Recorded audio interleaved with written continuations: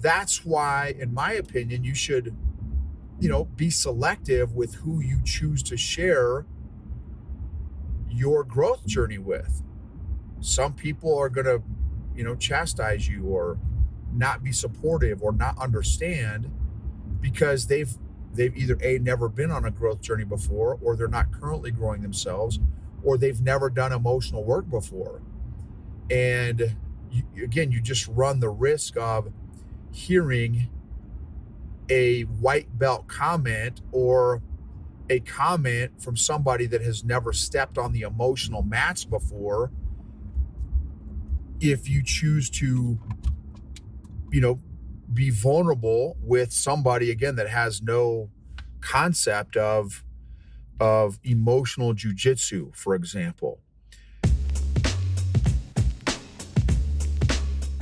Welcome to the EQ Gangster podcast, where you will learn practical tools to grow your mental and emotional health and intelligence to be the best version of yourself, both at work and at home. It is real, raw, and transformational.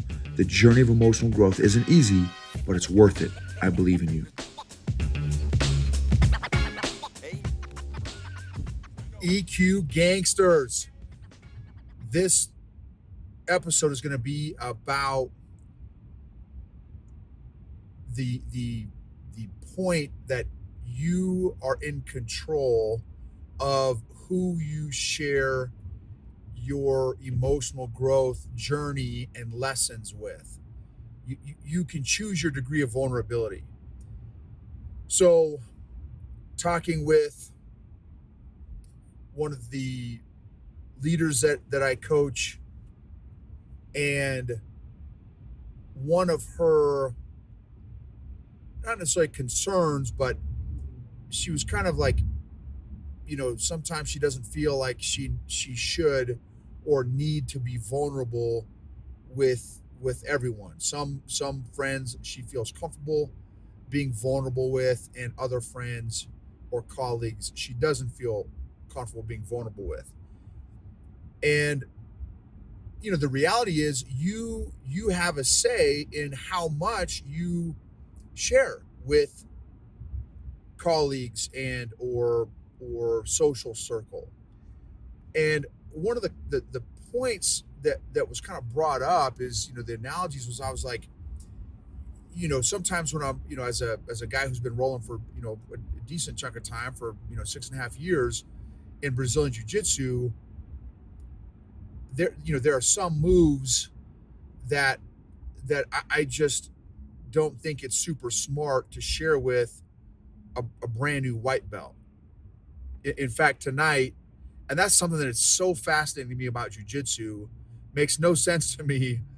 A lot of schools will teach white belts with the rest of the class with upper belts and stuff, and so they're doing, single leg X to De La Hiva to back take, or Berimbolo to triangle, then they pull their arm out, then you go to omoplata, which are all jiu-jitsu terms. Sorry for my non-jiu-jitsu people. Anyway, those are all pretty complicated moves. And there was a guy who was at class tonight who's been there for 3 days. And I'm like, this guy doesn't have a clue what is going on right now. And so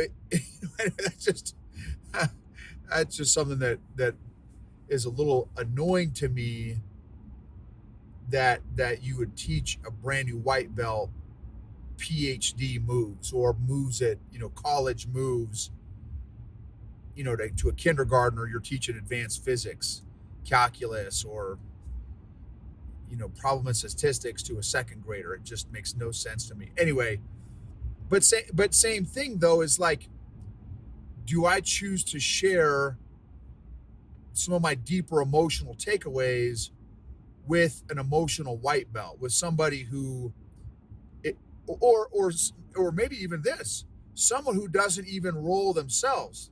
They don't even do jiu-jitsu. They're not even a white belt. They don't even roll. They're not even working on themselves at all. They have no concept of emotional intelligence or emotional growth. And then, some of us may like, oh man, here's a big giant, emotional epiphany that I had or something I'm really working on, and they could look at you sideways like, dude, you're smoking crack. Like, what are you talking about? Like, that's the stupidest thing I've ever heard. Or, why would you do that? That's dumb. Or, you know what I mean? And so, and some of their statements can be white belt statements or statements that someone that doesn't even do jujitsu, like, well, that's a dumb move. Why would you do that move? And them not knowing, like, how to do jujitsu, how to roll. So why, if a non-jujitsu person or a white belt were to tell me that an arm bar or an arm triangle or a triangle is a dumb move, or that's not how you do it, I'm obviously not going to take their comments are not going to have any weight. They're not going to carry any weight because they have no idea what they're talking about. Well, similarly, that's why, in my opinion, you should, be selective with who you choose to share your growth journey with. Some people are going to, chastise you or not be supportive or not understand because they've either never been on a growth journey before, or they're not currently growing themselves, or they've never done emotional work before. And again, you just run the risk of hearing a white belt comment or a comment from somebody that has never stepped on the emotional mats before if you choose to, be vulnerable with somebody, again, that has no concept of emotional jujitsu, for example. And now I will say this, that when you're beginning a new relationship with somebody, professionally or personally, I think that a degree of vulnerability is helpful in connecting. But again, I choose what degree of vulnerability to divulge, to share. And I can go an inch deep, I can go 5 inches deep, I can go a foot deep, I can go 3 feet deep, I can go 10 feet deep. And I can determine that level based on my conversation with that person, and based on the questions I ask them, depending on what, how the conversation starts, where the conversation goes. Hey, what does your growth journey look like? What does your leadership journey look like? Even that question is a great way to assess their self-awareness and the kind of work that they have done. Because they may say, oh, I read leadership books, I listen to leadership podcasts. Okay, that's great. That gives me, but there's no depth there. That doesn't give me any deeper insight into what they have learned about themselves or about other people. That's just, hey, the comment is like, hey, I'm scratching the surface. Now, that doesn't mean that they're not doing deeper work, but I would need to do a follow-on question to really get into some more detail on the level of depth or growth that they have had. So, hey, I read books and I listen to leadership podcasts. Awesome. So I'd love to hear, and genuinely, I would love to hear what's a recent insight you have learned about yourself from reading your most recent leadership book or listening to your most recent leadership podcast. And that's going to tell me their level of self-awareness and the level of potential work that they have done or are doing by how they answer that question. And then that will then for me, kind of how I determine my degree of vulnerability is if they share a level 1 insight about themselves, then I will gladly share a level 1 insight. Or let's say maybe it's the other way around, and I want to initiate that degree of vulnerability. I may start off on a level 1 degree of vulnerability and kind of see if they reciprocate that level one vulnerability, or maybe they don't they don't reciprocate at all, in which case, okay, cool, we can hang out right here at this level one kind of level of vulnerability. But if I go to a level one vulnerability and they go to a level one vulnerability, or maybe they go to a level two vulnerability, you know what I mean? Then I will feel more comfortable maybe progressing along that ladder. And not that, the goal is to, hey, let's go to a level 10. That's not necessarily the goal either. But again, the point is you control the degree of vulnerability. But I will tell you this, a lack of vulnerability also communicates something.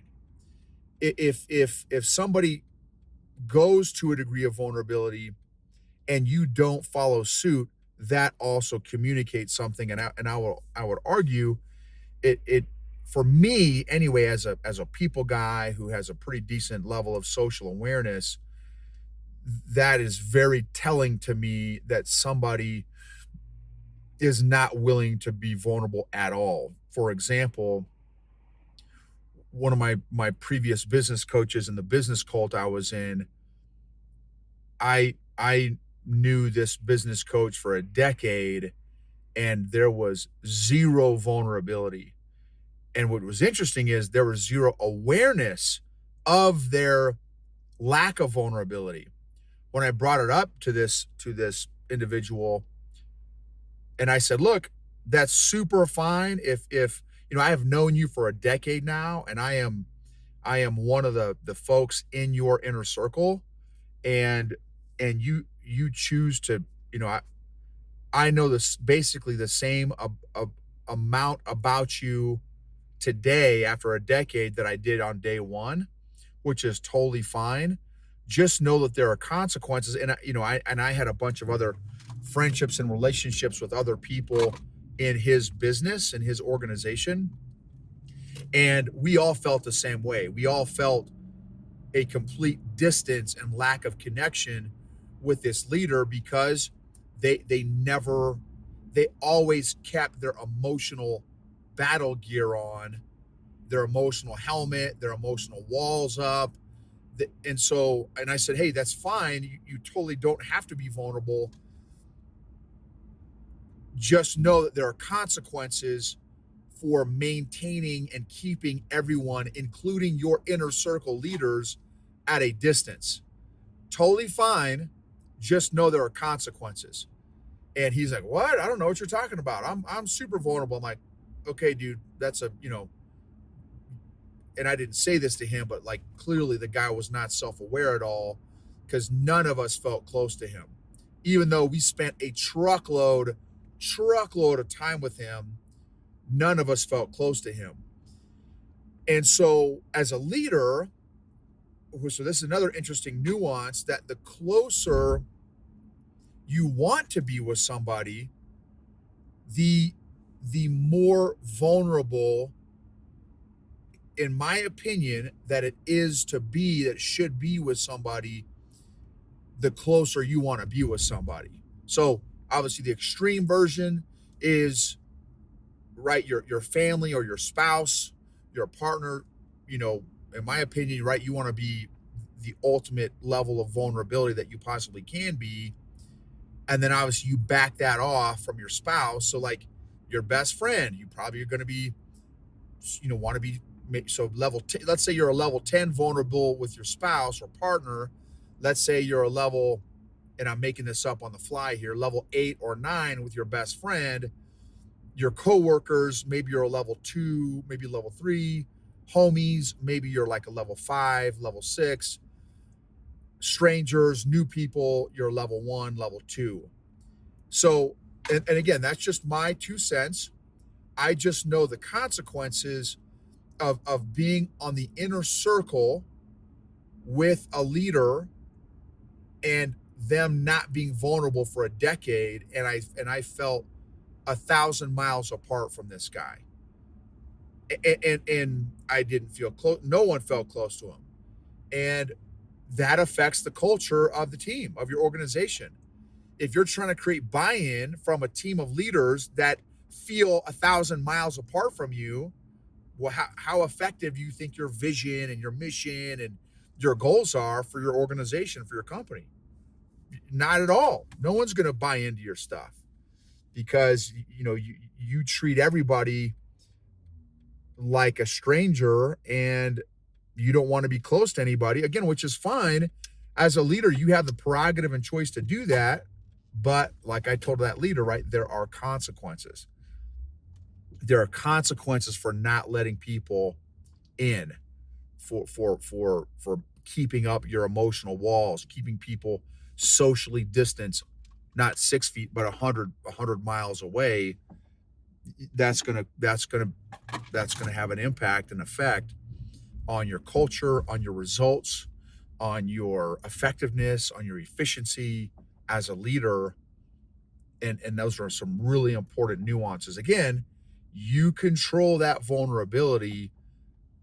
I think that's very important. In fact, this is great. Do a vulnerability audit. Do a vulnerability audit of your team, of your various levels of leadership within your organization, your business, your military unit, and what degree of vulnerability have you been with each of those respective levels of leadership.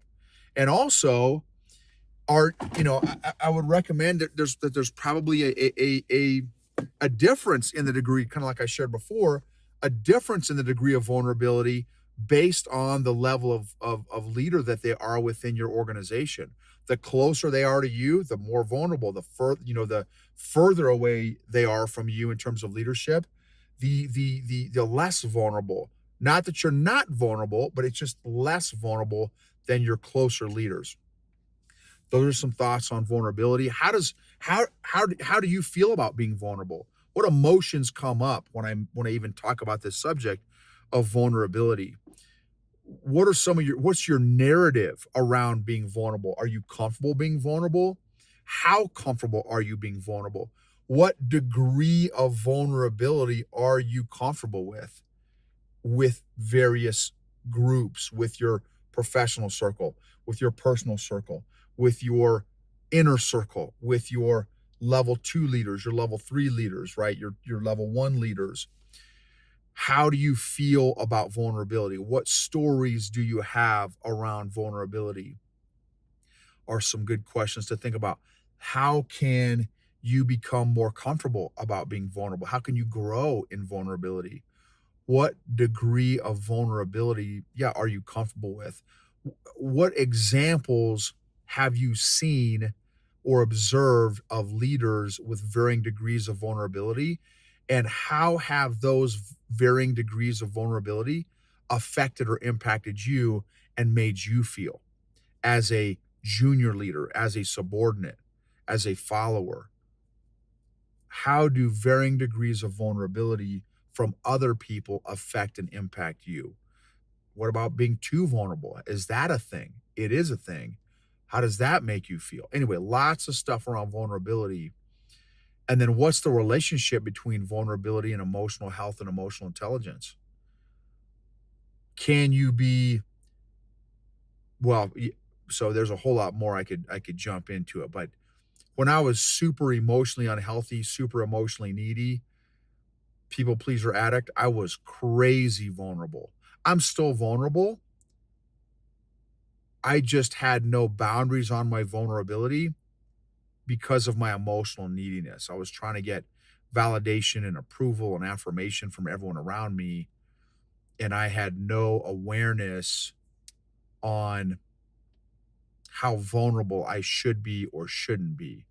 There was no governor on my engine at all. It was like, I am fully transparent, and some people it made uncomfortable. But again, I had no awareness of that because I just had no awareness of that. I had no self-awareness. I had social awareness, but I missed all the cues on that one.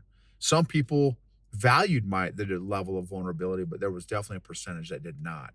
So anyway, lots of things to chew on regarding vulnerability.